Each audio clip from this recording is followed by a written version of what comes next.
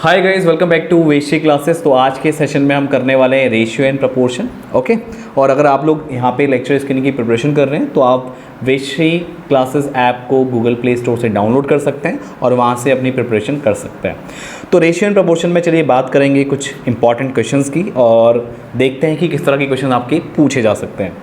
तो पहला क्वेश्चन आप देख सकते हैं, यदि A अनुपात B आपका 2:5, B अनुपात C 7:8 और जो C अनुपात D है वो 5:7 हो, तो A अनुपात D आपका कितना होगा ये आपको बताना है। तो देखिए, जो भी आपको इन्फॉर्मेशन दी है उसको आप लिख लीजिए। तो जैसे आप यहाँ पे जो A/B है वो आप लिखेंगे 2/5, B/C को लिखेंगे 7/8 और C/D को आप लिखेंगे 5/7।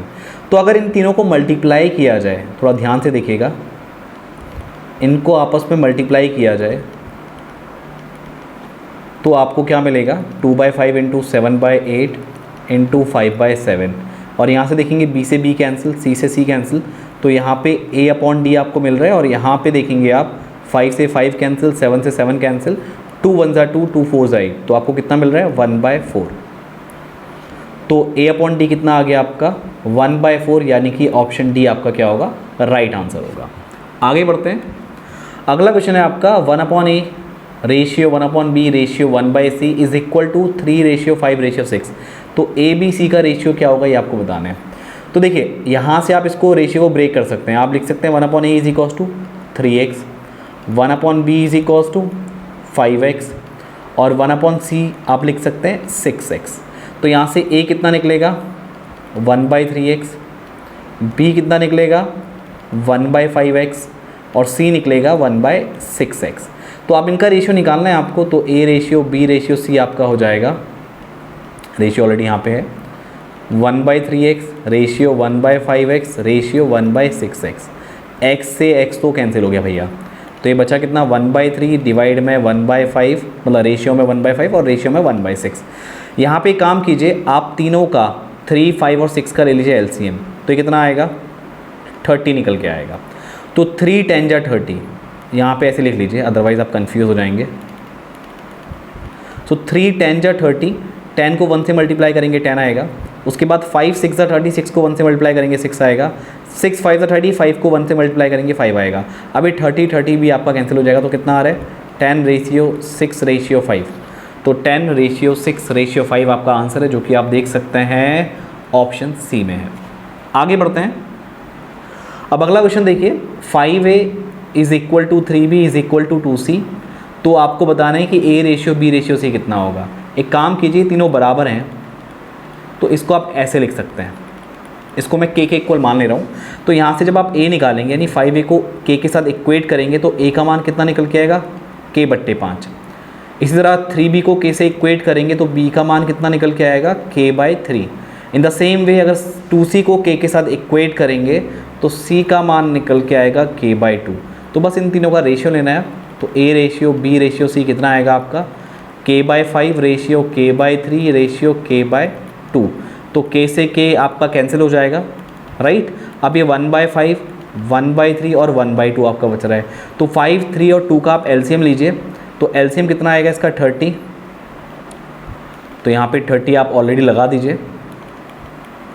अब 30 में 5 का डिवाइड कितनी बार जाएगा 6 बार, तो 6 को 1 से गुणा करेंगे 6, 3 दशाम 30, तो 10 को 1 से गुणा करेंगे 10, 2 15, यानी 15 दूनी 30 होता है, 15 को 1 से गुणा करेंगे 15 यहाँ पे आएगा।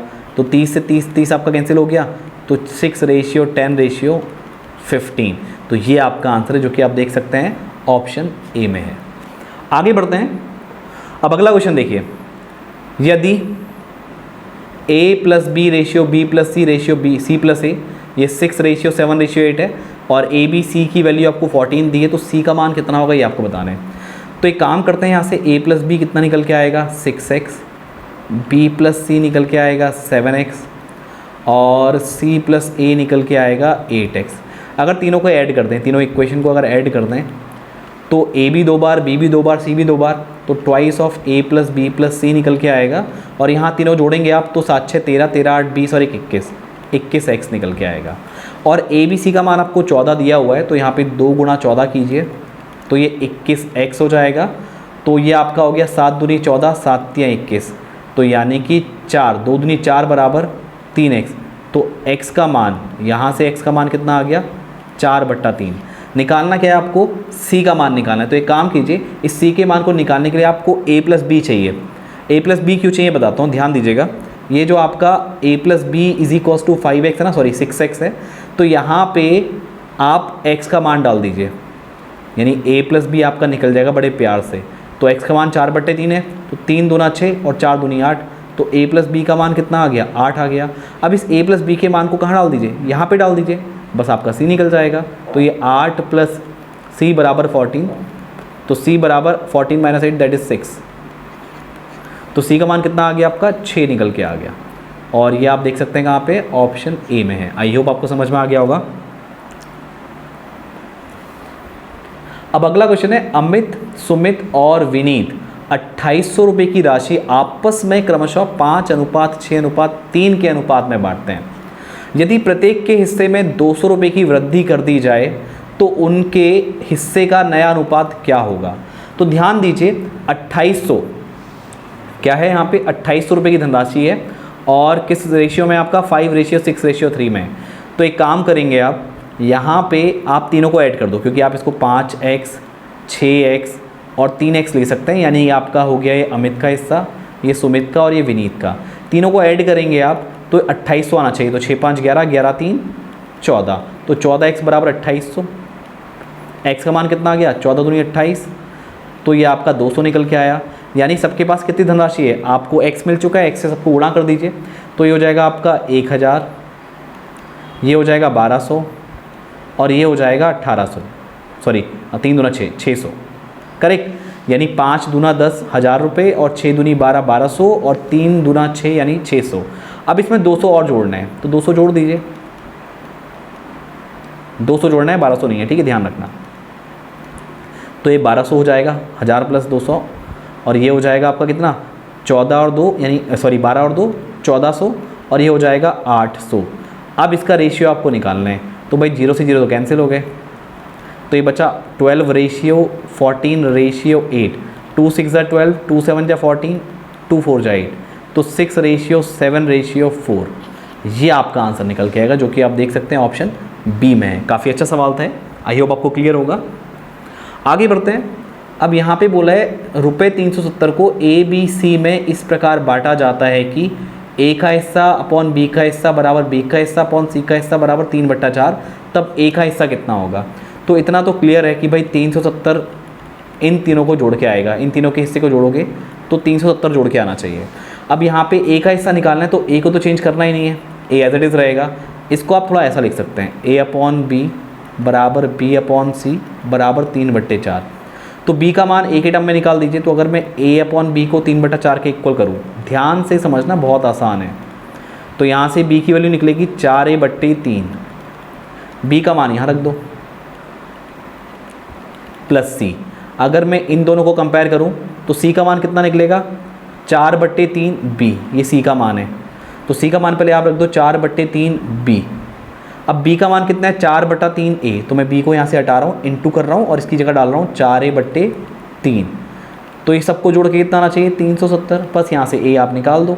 तो a/1 प्लस 4a/3 और 4 चक्को 16, a/9 बराबर 370। अब इसको आप जोड़ दीजिए, जोड़ेंगे तो कितना आएगा, एलसीएम आपका कितना आएगा 9 आएगा। तो ये 9a प्लस 3 तिया 9, तो 4 तिया 12a प्लस ये आपका 16a बराबर कितना आएगा 370। अभी क्या करेंगे आप 9 और 12 ये आपका 21 हो जाएगा, 21 और 16 यानी 21 और 16 इसको यहाँ ऐड कर लीजिए, 6 1 7 2 और 1 3, तो 37a/9 बराबर 370। 37 से कम 37, 37 दाम 370, तो a बराबर कितना आ गया 10 × 9 यानी कि 90।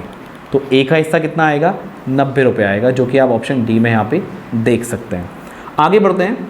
अब अगला सवाल है, राजू के पास कुछ मुर्गी तथा कुछ भेड़ें हैं। यदि दोनों के कुल पैरों की संख्या 100 है तथा दोनों के सिरों की कुल संख्या 38 है, तो कुल मुर्गी तथा भेड़ों की संख्या का अनुपात क्या है। तो मुर्गी को m से रिप्रेजेंट करते हैं और भेड़ों को b से, ठीक है। तो दोनों के सिरों को जब आप जोड़ेंगे तो ये 38 के इक्वल आना चाहिए। दोनों के पास एक ही सर है। और जब इनकी पैरों की बात करें तो मुर्गी के 2 पैर होते हैं और भेड़ के 4, तो 2m + 4b = कितना होना चाहिए, 100 होना चाहिए। ये दूसरा इक्वेशन। अगर आप दूसरे इक्वेशन में से पहले इक्वेशन को माइनस करते हैं, एक काम कीजिए, पहले दूसरे इक्वेशन को थोड़ा सिंप्लीफाई कर लीजिए। यहाँ पे 2 कॉमन आ रहा है आपका, तो m + 2b बराबर कितना आएगा, 100।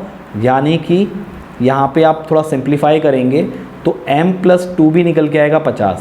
इसे इक्वेशन 3 ले लो। चलो, वैसे सेकंड इक्वेशन को हमने मॉडिफाई किया है, अब थोड़ा इसको ऐसे लिख लो, m + 2b = 50, और ये इक्वेशन 3 है। और पहला वाला इक्वेशन है m + b = 38।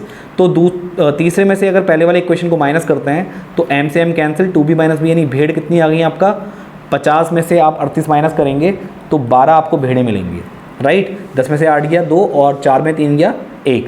लेकिन उसने पूछा है रेशियो निकालना है किसका, मुर्गी और भेड़ों का।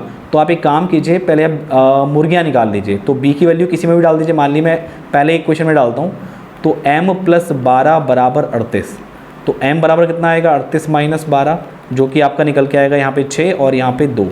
तो ये कितना आ रहा है आपका, मुर्गियाँ 26 आ रही हैं। रेशियो निकालना है आपको कैसा, मुर्गी तथा भेड़ों का। तो पहले मुर्गी आनी चाहिए 26 और भेड़ कितनी है 12। तो भाई 2 से काट दीजिए, यहाँ पे 13 और यहाँ पे 6, तो 13:6 आपका आंसर होना चाहिए, जो कि ऑप्शन डी में आपको मिल रहा है, राइट।